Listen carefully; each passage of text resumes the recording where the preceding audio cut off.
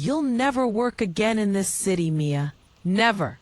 And if you say a single word about what you think you saw, I will bury you so deep you'll forget your own name."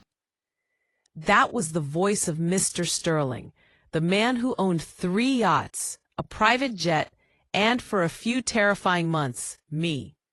He was drunk, sweating, and shaking a fist at me across his marble foyer. I was 27, broke, and standing up against a man whose wealth could buy the entire police force. I was terrified. My legs felt like concrete, but in my pocket, resting against my thigh, was my phone. And on that phone was undeniable proof of the dangerous negligence he tried to cover up. I didn't call the police. I didn't go to the press. I found a better way to ensure justice, a way that costed millions, protected the people who truly mattered, and forced him, for the rest of his life, to quietly fund the exact kind of good he had spent his life destroying. This is the story of how I turned fear into a foundation and how I forced my worst enemy to become my biggest, darkest secret donor. Hello, everyone. I'm Mia. I live in Los Angeles, California, and I currently run a youth mentorship center called The Anchor. But the story I'm telling you today began when I was a struggling personal assistant, trapped in a gilded cage of wealth and corruption. This is a story about the ultimate power dynamic. What do you do when the person who holds your paycheck also holds someone else's life in their hands? What do you do when your moral obligation is pitted against your very survival? This is for anyone who has ever felt invisible. Anyone who has looked at a powerful bully and thought, "I wish there was something I could do." There is something you can do. You just need proof, patience, and a plan. So let's begin. If you have ever been silenced or intimidated by someone who thinks they are untouchable, hit that like button, subscribe, and get ready for a deep dive into the kind of justice that truly rebuilds the world. The job was a mirage. It appeared perfect on paper. Personal assistant to Mr. Alistair Sterling, a man who had made his fortune in tech decades ago. The pay was exorbitant. The perks were insane. Access to the family chef, trips to the Caribbean, a tiny little office with a mountain view. I was 27, fresh out of school, and desperately needed the money to pay off my student loans. I thought I had won the lottery. I thought I had found my way into the world of opportunity. The Sterling estate was in the Hollywood Hills. The air there was thin, smelling of expensive chlorine and jasmine. Everything was glass and cold marble. It was beautiful, sterile, and ultimately very lonely. Mr. Sterling, Alistair, was in his late 40s, impeccably dressed, with a charming smile that could turn off like a broken switch. At first, the job was mundane, managing his calendar, filtering his calls, organizing his collection of vintage cars. But slowly, the subtle red flags began to appear. He didn't treat staff like humans. We were appliances. He would snap his fingers for a coffee, or scream into his phone if the wrong music was playing in the wrong room. But the real concern was how he treated his daughter, 5-year-old Lily. Lily was a sweet, quiet girl. She was always perfectly dressed, always silent, wandering the mansion like a tiny ghost. Her mother was rarely present, always traveling or at therapy, or so I was told. Alistair was the main guardian, and his idea of care was neglect, punctuated by brief, explosive bursts of attention. He'd leave her alone for hours, with instructions not to touch anything. He'd feed her processed snack food, even though he paid a chef 6 figures to cook organic meals. But it went deeper than neglect. It was recklessness. The tipping point came on the night of his company's massive annual holiday party. The house was packed. Hundreds of guests, loud, drunk, flashing smiles and diamonds. Alistair had been drinking since noon. Straight scotch, no ice. He was loud, charming, and utterly plastered. I was technically off duty, but I was tasked with overseeing the cleanup crew. I watched Alistair from the edge of the room. He was holding a glass, stumbling, slurring congratulations to his employees. Around 11:30 p.m., the music was deafening. Lily was supposed to be asleep, but I saw her creeping down the massive, sweeping staircase. She was wearing her pajamas, clutching a stuffed elephant. Her face was pale. She was clearly distressed by the noise. She walked up to her father and tugged on his silk trousers.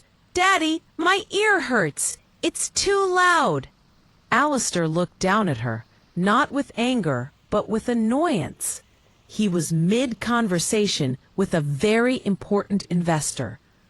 "Go back to bed, Lil," he slurred, waving her away like a fly.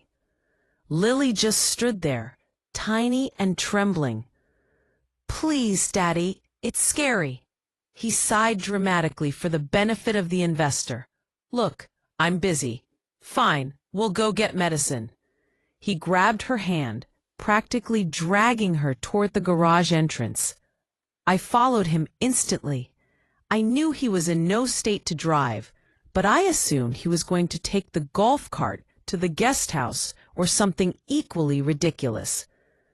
I caught up to him as he unlocked the door to his midnight blue Maserati. "Mr. Sterling, wait," I said, my heart jumping into my throat. "Where are you going?" "She needs Tylenol, and I need a minute away from these sycophants," he said, pushing Lily into the passenger seat. I could smell the alcohol wafting off him. "Sir, please. You can't drive. The housekeeper keeps a first aid kit in the pantry. Let me get it for you." He slammed the driver's side door open. He looked at me, and that charming mask slipped away entirely. "You are an employee, Mia," he hissed, his voice dangerously low. "You don't tell me what I can or cannot do with my car or my daughter. Get back inside and handle the caterers." He got in, slammed the door, and started the ignition of the ridiculously powerful car. I had a flash of absolute clarity. I couldn't let him drive. Not with that precious child in the seat beside him. I threw myself in front of the hood. My palms hit the cold metal. "Stop!" I screamed over the roar of the engine. "Alistair, if you pull out of this garage right now, I will call 911. He slammed the brakes. The car lurched, stopping just inches from my knees. Lily started crying a high, panicked wail. Alistair got out of the car. He wasn't smiling. He wasn't charming. He was pure rage.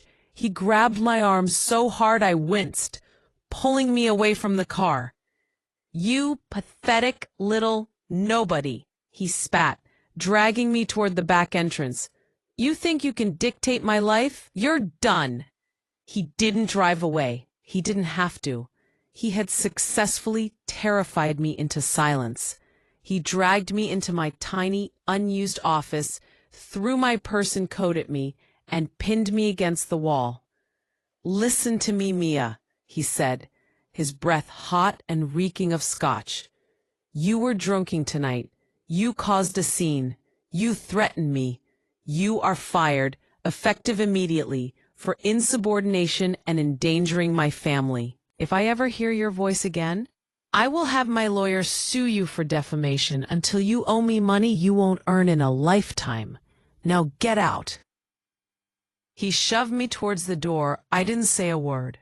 I grabbed my things and ran, scrambling down the driveway, leaving the sound of the party and the sight of that blue Maserati behind me.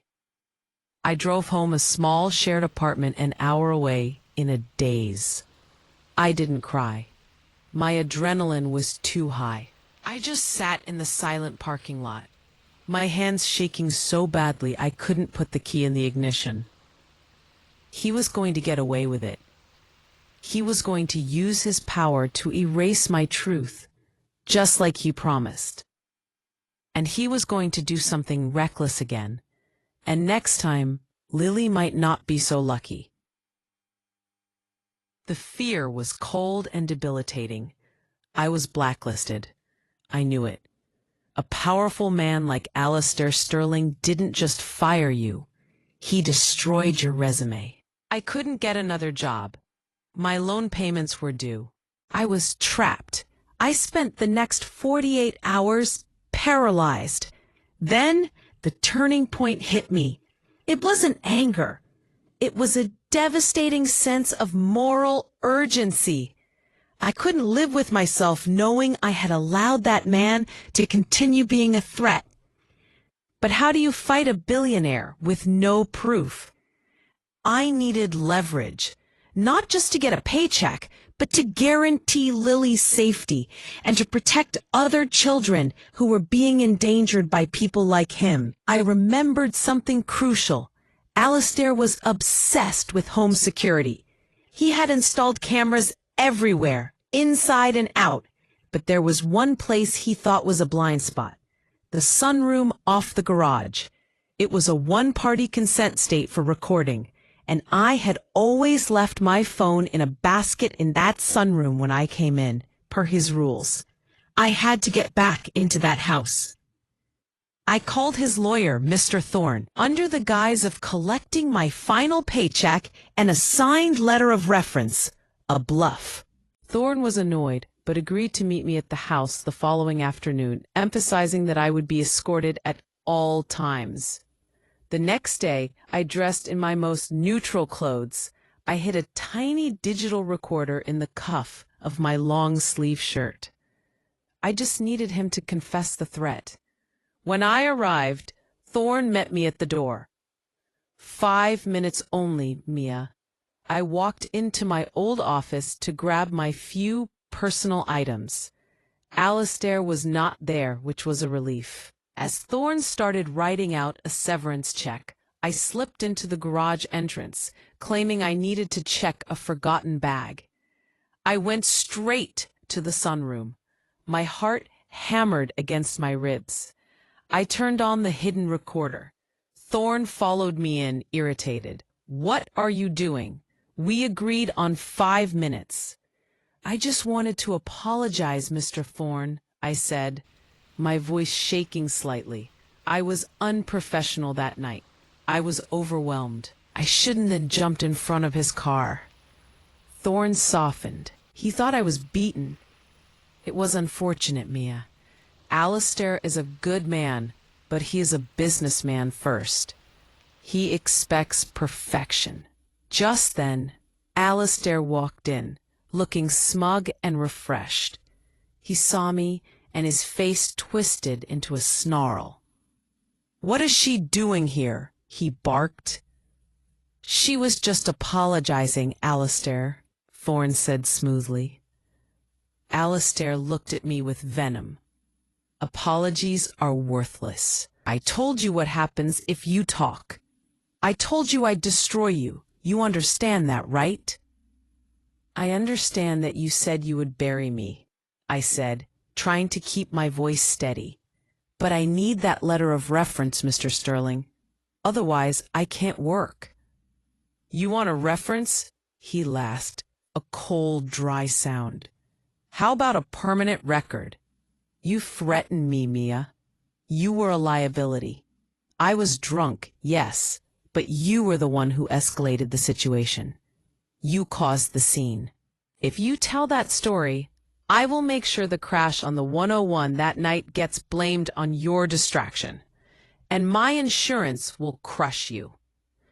It was the confession I needed. He admitted to drinking, to the crash, and to the active threat of destroying my life. "I think we're done here," I said, my voice suddenly calm.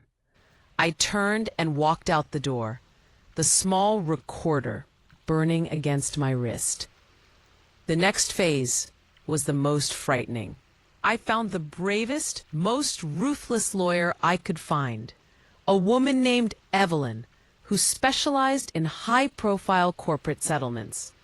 She believed me instantly. Evelyn didn't go to the police. She went straight to Alistair's corporate legal team.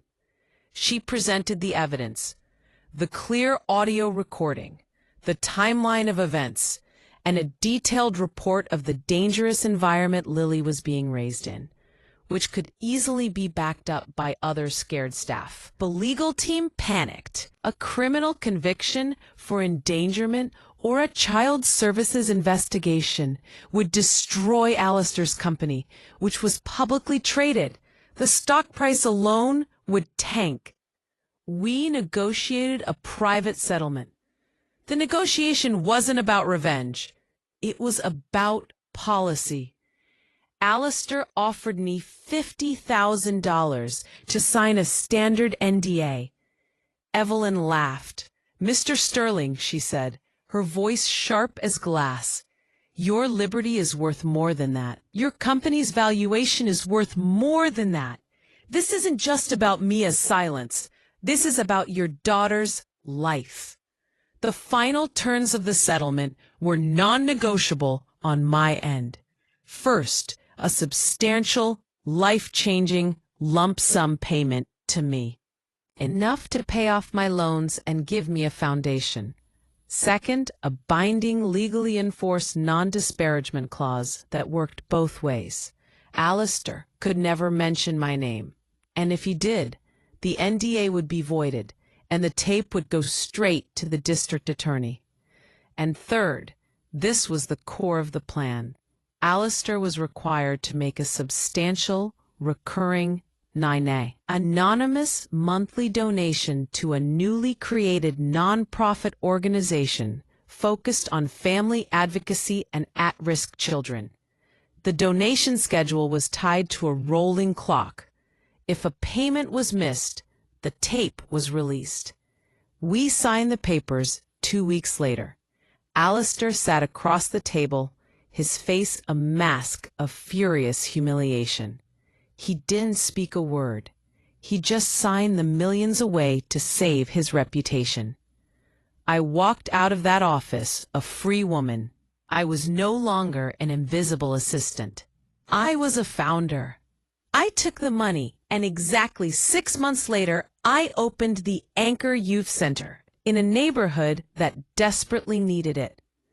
It offered tutoring, mentorship, and a safe, stable environment for children whose parents struggled with addiction, poverty, or neglect.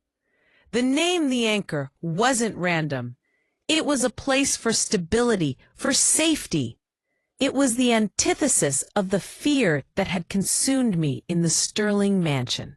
Alistair's money, the toxic wealth he used to hurt others, was now funding safety and healing for the exact kind of children he endangered.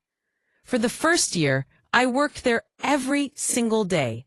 I poured my heart and soul into that center, and every month, without fail, a massive wire transfer arrives in the center's bank account. It is always the same amount. It is always sent from a shell corporation tied to Alistair Sterling's holdings. It is always listed as anonymous donor. He is forced to pay for his sins, quietly, perpetually, without ever getting a sliver of public recognition for the good he is doing. He is forced to fund my justice. I never told anyone the source of the funds. Not my staff, not my board, not the families we serve.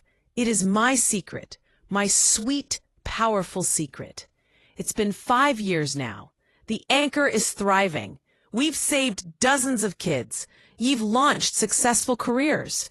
And Alistair Sterling, his name is still golden in the city. He's still arrogant, still powerful, but he knows I'm here. He knows his money is being used to undo the very damage he represents. He paid millions to silence me. But in doing so, he gave me a voice that helps hundreds of children every year. The true moment of triumph isn't when I sign the papers. It's when I open the bank statements every month. I am essentially collecting an involuntary, permanent negligence tax from him. He is forced to contribute to the very community he looked down on. The ultimate satisfaction is that he can never claim credit for it. He can never use the center for a tax write-off or a PR stunt. The foundation I built with his fear gets to do all the good, and he remains the silent, tormented financier. I look at the beautiful, bright faces of the children at the anchor, and I think of Lily, who is now being raised primarily by her mother in a different state. Lily is safe. The other children are safe. And I remember Alistair's eyes when he realized he was trapped. He saw me as a slave he could buy and dispose of. I proved to him that some things, like truth and safety, are priceless. And if you try to put a price on them, it will cost you everything. When I was running out of that mansion, I was consumed by terror. I thought my fear was a weakness. But I learned that fear is just fuel. It tells you exactly what is worth fighting for. When you are terrified of an outcome, that means you have a moral stake in preventing it. Period. I didn't seek revenge to hurt Alistair.